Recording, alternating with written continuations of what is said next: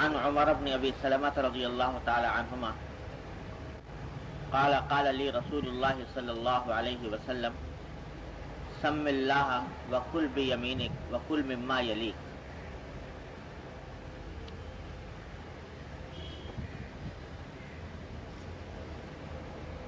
جیسا کہ پہلے کئی مرتبہ آپ حضرات سے عرض کر چکا ہوں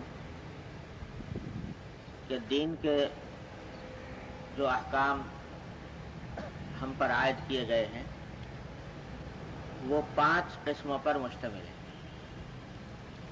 عقائد، عبادات، معاملات، معاشرت، اخلاق. دین ان 5 شعبوں سے مکمل ہوتا ہے. ان میں سے کسی ایک کو بھی نکال دیں تو دین مکمل نہیں.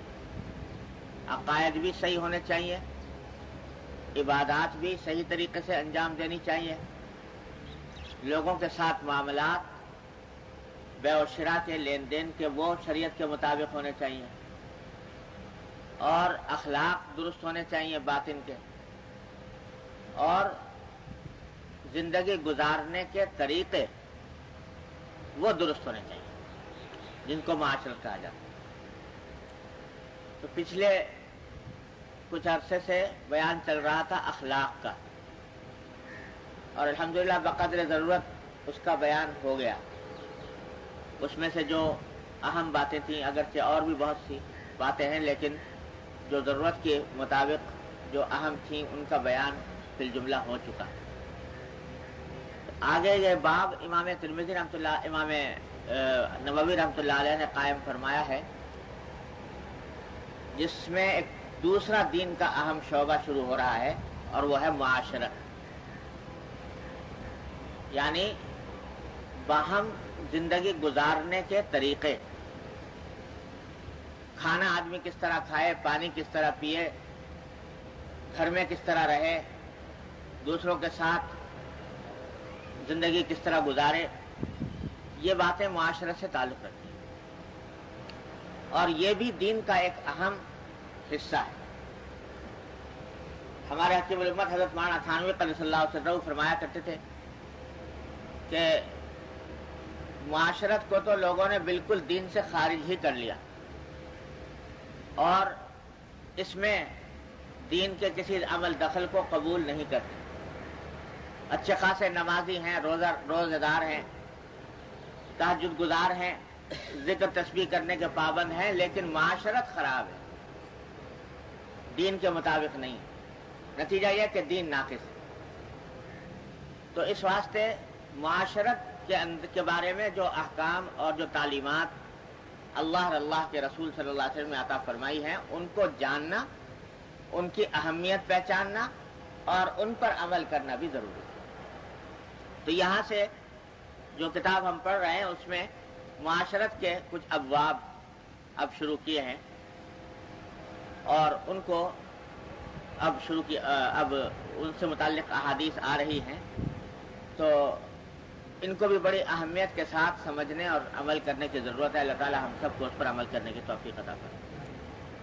تو معاشرت کا پہلا باب جہاں سے شروع کیا ہے علامہ نووی رحمۃ اللہ علیہ نے، وہ ہیں کھانے پینے کے آداب.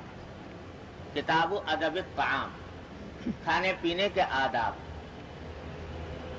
اور حضور اقدس سرور دو عالم صلی اللہ علیہ وسلم نے زندگی کے ہر شعبے میں ہمیں تعلیمات عطا فرمائی، تو کھانے پینے کے باب میں بھی بڑی اہم تعلیمات حضرت صلی اللہ علیہ وسلم نے عطا فرمائی ہیں، جن کا ذکر یہاں پر آ رہا ہے. ایک مرتبہ ایک یہودی تھا، اس نے حضرت سلمان فارسی رضی اللہ تعالیٰ عنہ سے کہا کہ اعتراض کے طور پر کہا کہ علمکم نبیکم کل شیء حتی القراءۃ، کہ تمہارے نبی نے تمہیں ہر چیز سکھائی ہے، یہاں تک کہ قضاء حاجت کا طریقہ بھی. تو اس نے اعتراض کے طور پر کہا کہ بھلا یہ بھی کوئی بات ہے کہ قضاء حاجت کس طرح کی جائے؟ یہ تو کوئی ایسی اہم بات نہیں تھی کہ کوئی نبی اور پیغمبر جیسا جلیل القدر عظیم الشان انسان اس کے بارے میں کچھ بات کہے. اعتراض کے طور پر کہا. تو حضرت سلمان فارسی رضی اللہ تعالیٰ عنہ نے جواب میں فرمایا کہ اجل، تم جس چیز کو اعتراض کی وجہ کہہ رہے ہو وہ ہمارے لیے فخر کا باعث ہے کہ ہمارے نبی صلی اللہ علیہ وسلم نے ہمیں ہر چیز سکھائی ہے، یہاں تک کہ قضاء حاجت کے آداب بھی سکھائے۔ جیسے والدین ہیں، ماں باپ، وہ اپنی اولاد کو سبھی کچھ سکھاتے ہیں۔ اگر باپ اور ماں اس بات سے شرمانے لگے کہ بھئی اپنی اولاد کو یہ پیشاب پخانے کی بات کیا بتائیں، اسے شرمانے لگیں، تو کبھی اس کو طریقہ سلیقہ نہ آئے۔ تو نبی کریم سرور دو عالم صلی اللہ علیہ وسلم ہم پر اور آپ پر ماں باپ سے کہیں زیادہ شفیق اور مہربان، اس واسطے ہر چیز سکھائی، ان میں سے کھانے کا طریقہ بھی سکھایا،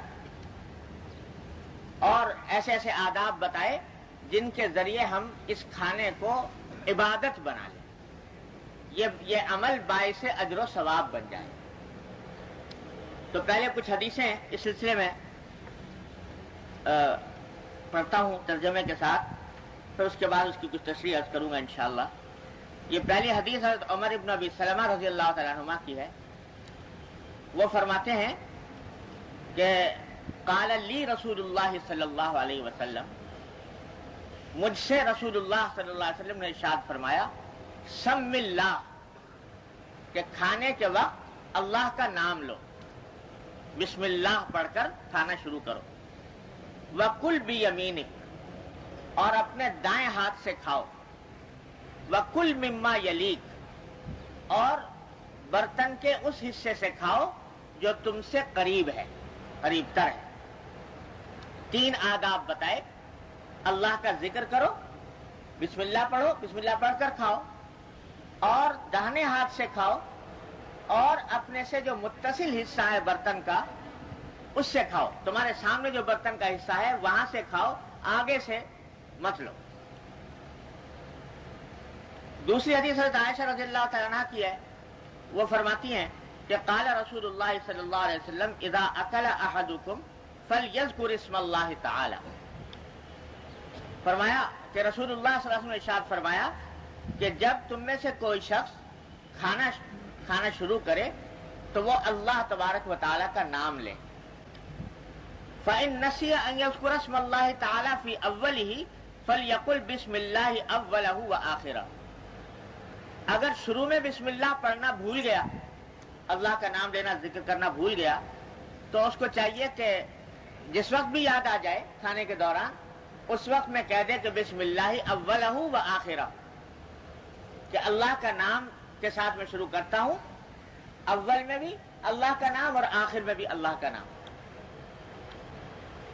تیسری حدیث حضرت جابر رضی اللہ تعالیٰ عنہ کی ہے، وہ فرماتے ہیں کہ سمعت رسول اللہ صلی اللہ علیہ وسلم یقول اذا دخل الرجل بیتہ فذکر اللہ تعالی عند دخوله وعند طعامه قال الشیطان لاصحابه لا مبیت لکم ولا عشاء، واذا دخل فلم یذکر اللہ تعالی عند دخوله قال الشیطان ادرکتم المبیت، واذا لم یذکر اللہ تعالی عند طعامه قال ادرکتم المبیت والعشاء۔ حضور اقدس صلی اللہ علیہ وسلم نے ارشاد فرمایا کہ جب کوئی شخص گھر میں داخل ہو تو داخل ہونے کے بعد اگر داخل ہوتے وقت بھی اللہ کا نام لے اور کھانے کے وقت بھی اللہ کا نام لے، تو شیطان اپنے ساتھیوں سے کہتا ہے کہ بھئی اس گھر میں نہ تمہارے رات کو رہنے کی گنجائش ہے اور نہ تمہارے لیے کھانے کی کوئی گنجائش ہے، یعنی اس شخص نے اللہ کا نام لے لیا داخل ہوتے ہوئے بھی اور کھانا کھاتے ہوئے بھی، تو اب تمہارے لیے اس گھر میں رہنے کی گنجائش نہیں رہی، نہ تمہارے لیے قیام کا انتظام ہے اس گھر میں اور نہ طعام کا انتظام ہے، تو اس واسطے یہاں اب وہ داخلہ اس کا نہیں ہوتا۔ اور اگر کوئی شخص داخل ہوتے وقت تو اس نے داخل ہوتے وقت گھر میں اللہ کا نام لے لیا، تو اس وقت شیطان کہتا ہے کہ بھئی داخل ہوتے وقت نام نہیں لیا اللہ تبارک و تعالیٰ کا اور بغیر اللہ کا نام لیے ہوئے گھر میں داخل ہو گیا، تو شیطان اپنے ساتھیوں سے کہتا ہے کہ لو بھئی تمہارے قیام کا انتظام ہو گیا، ادرکتم المبیت، تمہارے قیام کا انتظام ہو گیا، یہ گھر جو ہے یہ ایسا ہے کہ یہاں پر تم رات گزار سکتے ہو کیونکہ یہاں اللہ کا نام نہیں لیا گیا. اور جب کھانے کے وقت بیٹھتا ہے, اب کھانے کے وقت میں بھی اللہ کا نام نہیں لیا, تو اس وقت کہتا ہے شیطان اپنے ساتھیوں سے کہ تمہارے قیام کا بھی انتظام ہو گیا, تمہارے طعام کا بھی انتظام ہو گیا. یعنی یہ کھانا جو ہے, جو یہ کھا رہا ہے, یہ چونکہ اللہ کا نام لیے بغیر کھا رہا ہے, لہذا یہ تمہارا ہے اور یہ تمہاری مراد حاصل ہو گئی. نہ تمہارے لیے قیام کا بھی انتظام ہو گیا, طعام کا بھی انتظام ہو گیا. تو ارشاد یہ فرمایا کہ اللہ کا نام نہ لینے سے شیطان کا عمل دخل گھر کے اندر ہو جاتا ہے. اور عمل دخل ہونے کے معنی کیا ہے؟ اس کے قیام اور طعام کا انتظام ہونے کا, کہ قیام جب اس نے اس گھر کے اندر کر لیا تو اب تمہیں طرح طرح سے بہکائے گا, ورغلائے گا, گناہ پر آمادہ کرے گا, ناجائز کاموں پر آمادہ کرے گا, تمہارے دل میں بدی کے خیالات لائے گا, وسوسے ڈالے گا, وہم پیدا کرے گا, جو اس کے کرتوت ہیں وہ سارے کرے گا. اور قیام کا انتظام ہونے کے معنی یہ ہے کہ کھانا جو تم کھاؤ گے اس میں برکت نہیں ہوگی اللہ تبارک و تعالیٰ کی طرف. وہ کھانا محض تمہاری زبان کے چکھارے کے لیے تو شاید کافی ہو جائے, لیکن اس میں جس چیز کا نام برکت ہے, وہ نور ہے, وہ اس کھانے کے اندر حاصل نہیں. اور تو اس حدیث میں دو باتوں کی گویا تاکید فرمائی. ایک یہ کہ جب آدمی گھر میں داخل ہو تو اس وقت بھی اللہ کا نام لے, بسم اللہ کہہ کر داخل ہو. اور بہتر یہ ہے کہ وہ دعائے معصورہ پڑھے جو گھر میں داخل ہونے کی حضور افضل صلی اللہ علیہ وسلم سے منقول ہے. اللہم انی اسألوک خیر المولج و خیر المخرج, بسم اللہ ولجنا و بسمہ خرجنا وعلی اللہ ربنا توکلنا. حضور افضل صلی اللہ علیہ وسلم کا معمول تھا کہ جب گھر میں داخل ہوتے تو یہ دعا پڑھا کرتے تھے, اللہم انی اسألوک خیر المولج و خیر المخرج, اے اللہ میں آپ سے بہترین داخلہ مانگتا ہوں کہ میرا داخلہ خیر کے ساتھ ہو, اور جب نکلوں گھر سے تو بھی خیر کے ساتھ نکلوں, داخل بھی خیر کے ساتھ ہوں اور نکلوں بھی خیر کے ساتھ. دیکھو کتنی شاندار دعا ہے. کیا مانا کہ آدمی جب گھر میں داخل ہوتا ہے تو کچھ پتہ نہیں پیچھے گھر میں کیا ہو گیا. تو ہو سکتا ہے کہ گھر میں داخل ہونے کے بعد کوئی ایسی خبر ملے جو تکلیف کی ہو, جو رنج کی ہو, صدمے کی ہو, پریشانی کی ہو, دینی ہو یا دنیاوی ہو. تو داخل ہوتے وقت دعا کر لی کہ اللہ جب اپنے گھر میں داخل ہوں تو داخل ہوتے وقت اچھی حالت میں پاؤں اپنے گھر کو, گھر والوں کو. اللہم انی اسألوک خیر المولج. اور پھر ظاہر ہے کبھی نہ کبھی نکلنا تو ہوگا, وہ نکلنا بھی خیر کے ساتھ ہو, کسی پریشانی کی وجہ سے نکلنا نہ ہو, کسی دکھ تکلیف کی وجہ سے نکلنا نہ ہو. گھر میں داخل تو ہو گیا, معلوم ہوا کہ صاحب گھر میں خدا نہ کرے کوئی بیماری آ گئی اور اس بیماری کے علاج کے لیے نکل رہے ہیں, یا کوئی پریشانی آ گئی اس پریشانی کا مداوع کرنے کے لیے نکل رہے ہیں, تو یہ نکلنا اچھی حالت میں نہ ہوا. تو داخل ہوتے وقت دعا کی تلقین فرما دی کہ اللہ جب میں داخل ہوں تو داخلہ بھی میرا خیر کے ساتھ ہو, اور نکلوں تو نکلنا بھی میرا خیر کے ساتھ. اور پھر فرمایا بسم اللہ ولجنا و بسمہ خرجنا, اللہ کے نام سے ہم داخل ہوتے اور اللہ ہی کے نام کے ساتھ نکلتے, وعلی اللہ ربنا توکلنا, اور اپنے پروردگار کے اوپر بھروسہ کرتے. کیا دعا, کتنی جامع دعا جو ساری دین اور دنیا کی ساری حاجتوں کو شامل ہے. وہ دعا تلقین فرما دی نبی کریم صلی اللہ علیہ وسلم. یاد کر لینی چاہیے جب بھی گھر میں داخل ہو آدمی تو یہ دعا پڑھتا ہوا داخل ہو.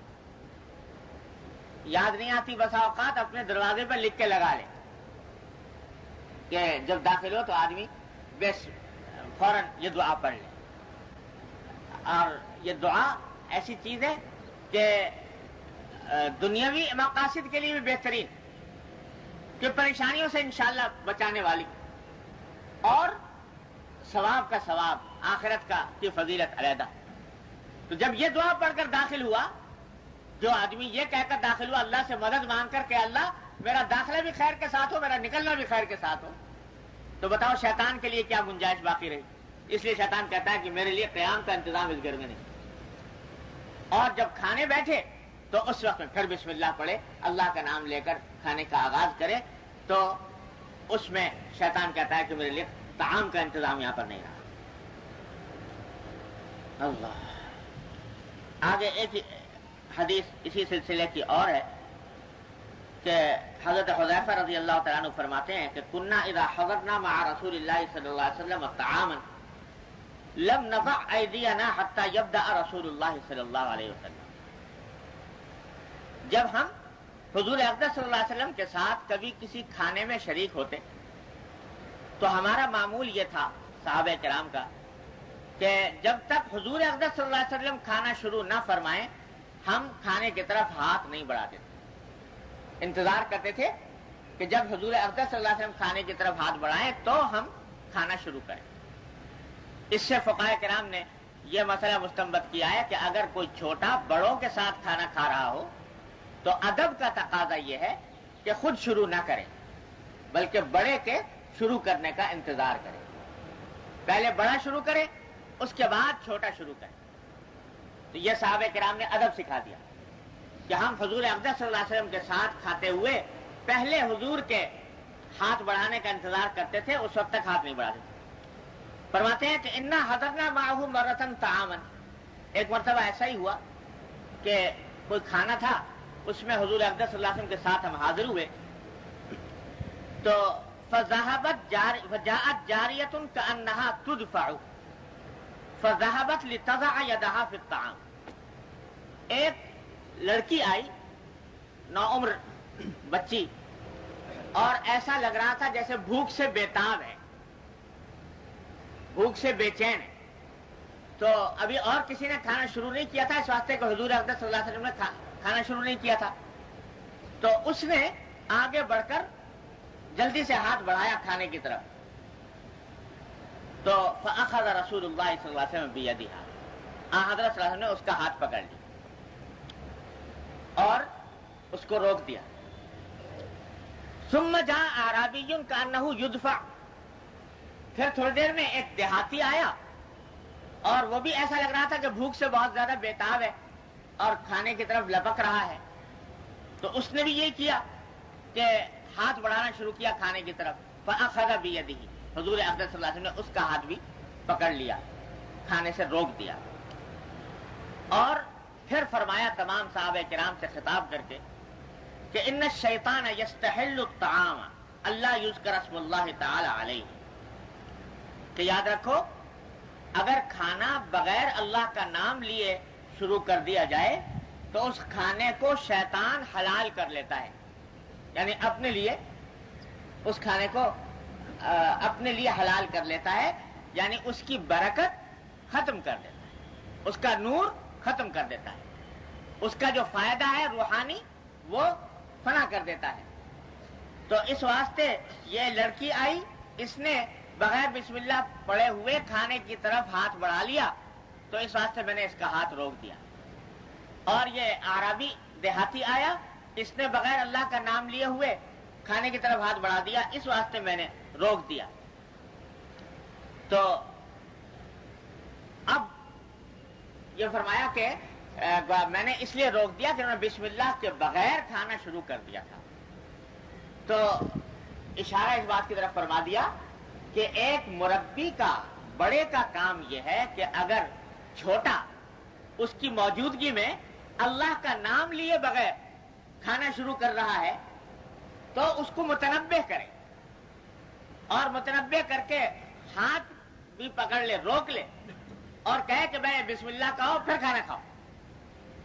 یہ ادب بڑا چھوٹے کو سکھائے. آج بیٹھتے ہیں ہم لوگ اپنے اہل و عیال کے ساتھ کھانے کے اوپر بیٹھتے ہیں, لیکن اس بات کا لحاظ نہیں کہ اولاد آیا واقعتاً جو اسلامی آداب ہیں ان کا لحاظ کر رہی ہے نہیں کر رہی. خود اگرچہ عادت پڑی ہوئی ہو, ماں باپ نے سکھا دیا تھا اس واسطے عادت پڑ گئی, لیکن بچے جو ساتھ کھا رہے ہیں وہ آیا ان اسلامی آداب کا لحاظ کر رہے ہیں نہیں کر رہے, اس کی طرف دھیان نہیں جاتا. تو حضور اقدس صلی اللہ علیہ وسلم نے اس حدیث میں تعلیم دے دی کہ یہ بڑے کا فرض ہے کہ وہ دیکھتا رہے اور ٹوکے اور اسلامی آداب ان کو سکھائے, ورنہ کھانے کی برکت دور ہو جائے. آگے ایک اور حدیث ہے، فرمایا عن امیۃ بن مخشی الصحابی رضی اللہ تعالی عنہ قال كان رسول اللہ صلی اللہ علیہ وسلم جالسا ورجل یاکل فلم يسم اللہ حتى لم يبق من طعامه لقمة فلما رفعها الى فيه قال بسم الله اوله واخره فضحك النبي صلى الله عليه وسلم ثم قال ما زال الشيطان يأكل معه فلما ذكر اسم الله تعالى استقاء ما في بطنه. حضرت امیہ بن مخشی ایک صحابی ہیں، وہ فرماتے ہیں کہ ایک مرتبہ رسول کریم صلی اللہ علیہ وسلم بیٹھے ہوئے تھے اور ایک شخص کھانا کھا رہا تھا.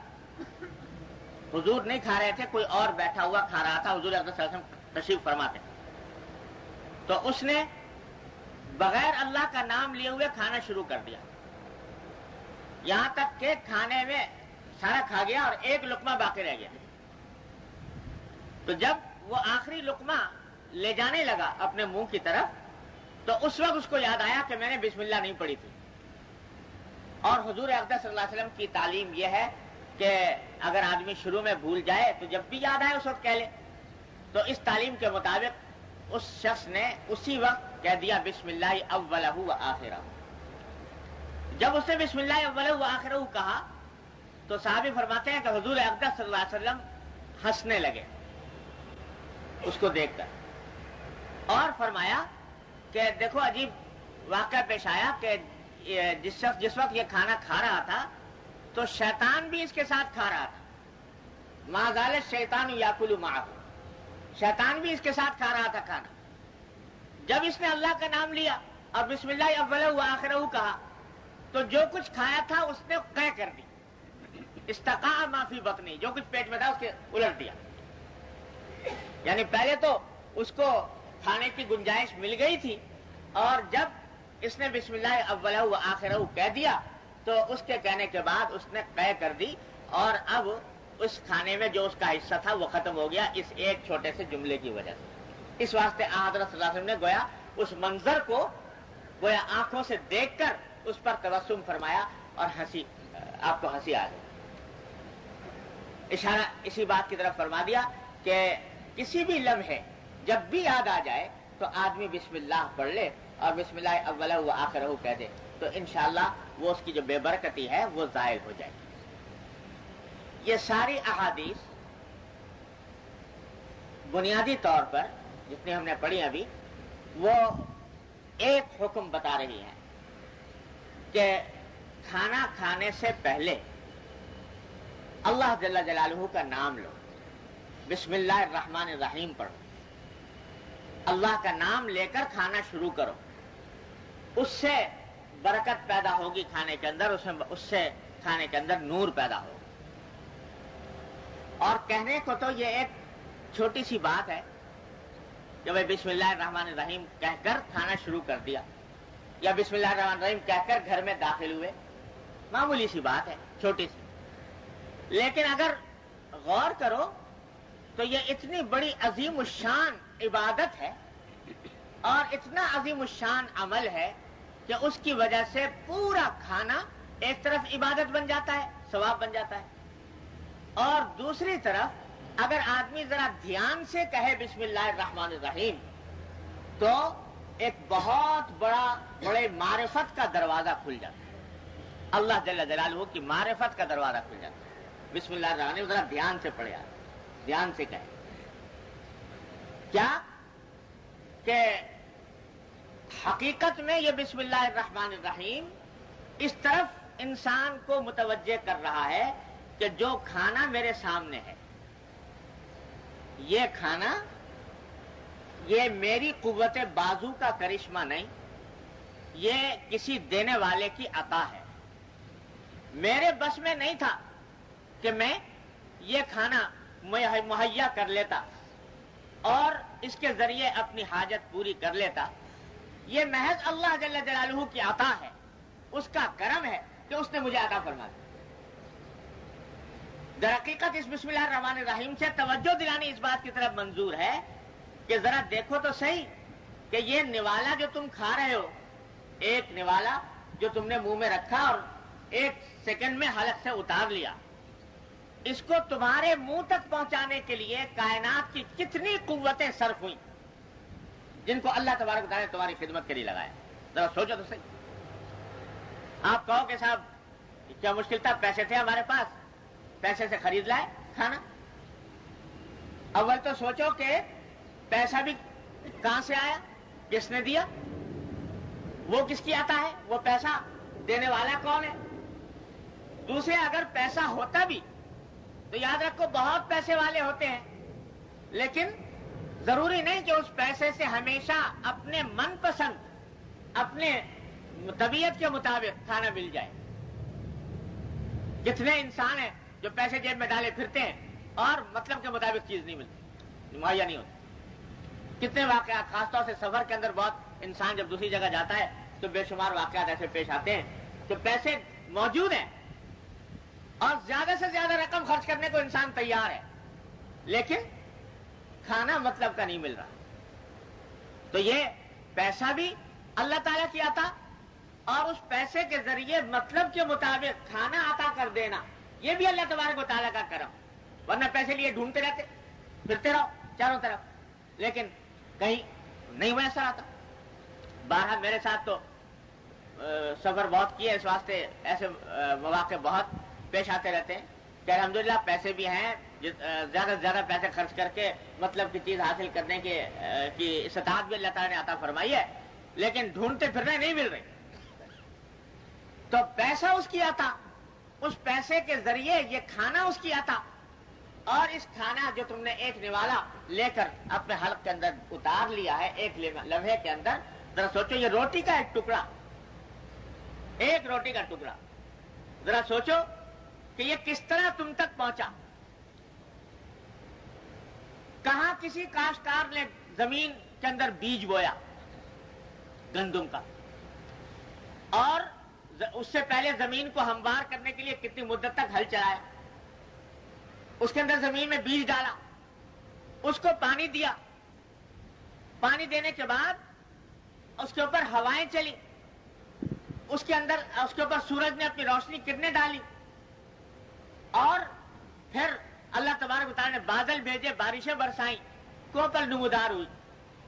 یہ کوپل چھوٹی سی, جو کسی بھی پودے کی جو کوپل ہوتی ہے بیج سے نکلتی ہے, اس کو دیکھو تو اتنی کمزور, قرآن کریم کے اندر نے ایک جگہ پر اس کی طرف اشارہ فرمایا کہ اتنی کمزور ہے کہ اگر ایک معمولی سا بچہ بھی اپنی انگلی لگا دے, انگلی سے اس کو دبا دے تو مسلی جائے, اتنی کمزور.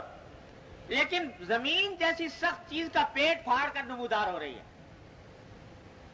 زمین کے اندر شگاف کر کے نمودار ہو رہی ہے. اس کوپل کو ذرا دیکھو تو کسی بھی سخت چیز کے ساتھ ملا کر دیکھو کہ اس کے پار جا سکتی ہے, اس کے اندر اتنی طاقت ہے کہ اس کو چھید کر دے اس میں, لیکن زمین جیسی سخت چیز کے اندر چھید کر کے نکل رہی ہے. اللہ تبارک و تعالیٰ کی قدرت کاملہ کا کرشمہ. وہ کوپل, پھر کوپل سے پودا بنا, پودے سے درخت بنا, اور اس کے اوپر خوشے نمودار ہوئے, اس کے اوپر پھل آیا.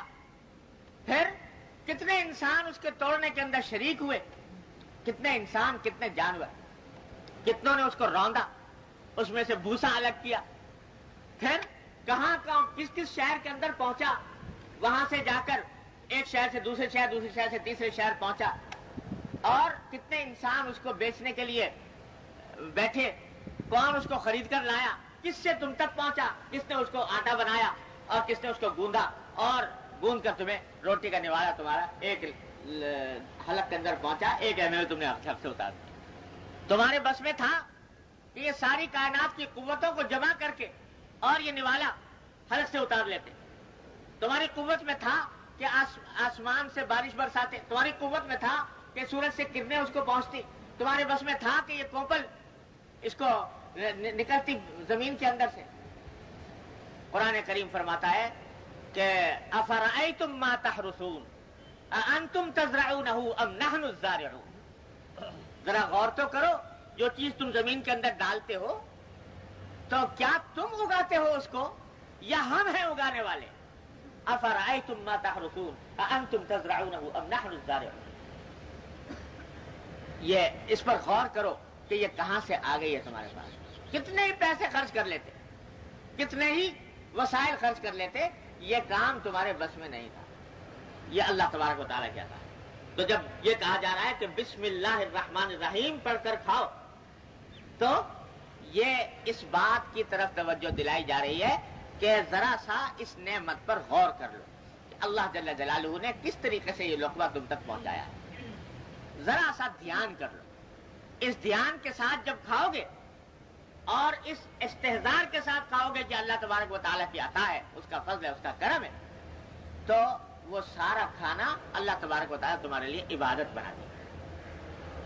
ہمارے حضرت ڈاکٹر صاحب صلی اللہ علیہ وسلم اللہ تعالیٰ ان کے درجات بلند فرمائے, وہ فرمایا کرتے تھے کہ بھائی دین جو ہے در حقیقت, بڑی پیاری بات فرما دیتے ہیں, ہمارے دین در حقیقت زاویہ نظر کی تبدیلی کا نام. دین محض زاویہ نگاہ کی تبدیلی کا نام. ذرا سا زاویہ نگاہ بدل لو تو وہی دنیا جس کو دنیا سمجھ رہے تھے وہ دین بن جاتا. یہی کھانا بغیر بسم اللہ کے کھا لو, بغیر اللہ کا ذکر کیے ہوئے کھا لو, بغیر اللہ تبارک و تعالیٰ کی نعمت کا استحضار کیے ہوئے کھا لو, تو تم میں اور کافر میں کوئی فرق نہیں. اس کھانے کی حد تک کافر بھی کھا رہا ہے اور تم بھی کھا رہے ہو, لیکن کوئی فرق نہیں. ٹھیک ہے, تمہارا زبان کا چٹخارا تمہیں مل گیا اور یا بھوک تمہاری دور ہو گئی, لیکن یہ کھانا تمہارا دنیا ہے, اس کا دین سے کوئی تعلق نہیں. جیسے گائے بھینس بکری کھا رہے ہیں ویسے ہی تم بھی کھا رہے ہو, کوئی فرق نہیں. حضرت نانواتوی قدس اللہ سرہ کا ایک بڑا حکیمانہ واقعہ ہے. ہمارے حضرت دارالعلوم دیوبند کے جو بانی تھے حضرت مولانا محمد قاسم صاحب نانواتوی رحمۃ اللہ علیہ, ان کے زمانے میں یہ عیسائی اور آریہ سماجی ہندو, انہوں نے بڑا شورشر مچایا ہوا تھا اسلام کے خلاف. تو حضرت نانواتوی رحمۃ اللہ علیہ ان سے مناظرہ کیا کرتے تھے, یعنی مباحثہ, تاکہ لوگوں پر حقیقت حال واضح ہو. تو ایک مرتبہ ایک مناظرے کے لیے تشریف لے گئے, تو وہاں وہ آریہ سماجی سے مناظرہ تھا. ان کا جو عالم تھا وہ بھی آیا ہوا تھا اور حضرت بھی تشریف لے گئے. تو مناظرے مباحثے سے پہلے کھانا تھا. تو کھانے میں جب بیٹھے تو حضرت نانواتوی رحمۃ اللہ علیہ تو بہت تھوڑا کھانے کے عادی تھے, زیادہ کھاتے نہیں تھے, چند نوالے لیے اور کھا کر اس میں فارغ ہو گئے, اللہ کا شکر ادا کیا. وہ صاحب جو تھے جن سے مناظرہ کرنا تھا آریہ, وہ کھانے کے استاد تھے اور وہ اپنا بہت انہوں نے ڈٹ کر کھایا. تو جب کھا کر فارغ ہوئے, کسی نے کہا میزبان نے کہا آپ نے تو بہت تھوڑا سا کھایا. نے کہا بھائی جتنا مجھے خواہش تھی کھا لیا.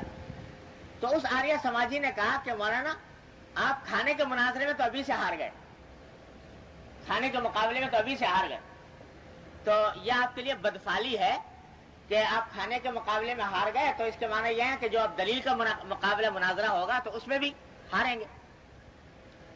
تو حضرت نانواتوی نے فرمایا کہ بھائی بات یہ ہے کہ اگر کھانے کا مناظرہ کرنا تھا تو مجھ سے کرنے کی کیا ضرورت تھی, کسی بھینس سے کر لیا ہوتا یا کسی بیل سے کر لیا ہوتا.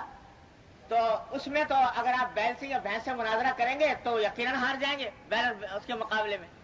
تو میں تو کسی اور بات میں مناظرہ کرنے کے لیے آیا تھا. تو اشارہ فرمایا حضرت نے اس بات کی طرف کہ میاں کھانا پینا جو ہے اس میں اگر دیکھو تو انسان میں اور جانور میں کوئی فرق نہیں. جانور بھی کھاتا ہے اور انسان بھی کھاتا ہے. جانور بھینس گائے بکری اللہ تعالیٰ ہر جانور کو رزق دیتا ہے اور بسا اوقات تم سے اچھا رزق دیتا ہے, تم سے اچھا رزق دیتا ہے. اللہ تبارک و تعالیٰ ان سب کو رزق عطا فرما رہا ہے. تمہارا اگر کوئی امتیاز ہے تو یہ ہے کہ جب تم کھاؤ تو اپنے کھلانے والے کو فراموش نہ کرو. جانور میں اور انسان میں یہی فرق, ورنہ اللہ تبارک و تعالیٰ اتنا دے رہا ہے جانوروں کو رزق, کوئی حد و حساب نہیں, کوئی حد و حساب نہیں. ایک حکایت لکھی ہے کہ حضرت سلیمان علیہ السلام جن کی حکومت تھی ساری دنیا کے اوپر, تو انہوں نے ایک مرتبہ اللہ تبارک و تعالیٰ سے عرض کیا کہ اللہ میاں آپ نے ساری دنیا پر کائنات میں میری حکومت دے دی, تو میرا دل چاہتا ہے کہ آپ کی ساری مخلوقات کی دعوت کروں.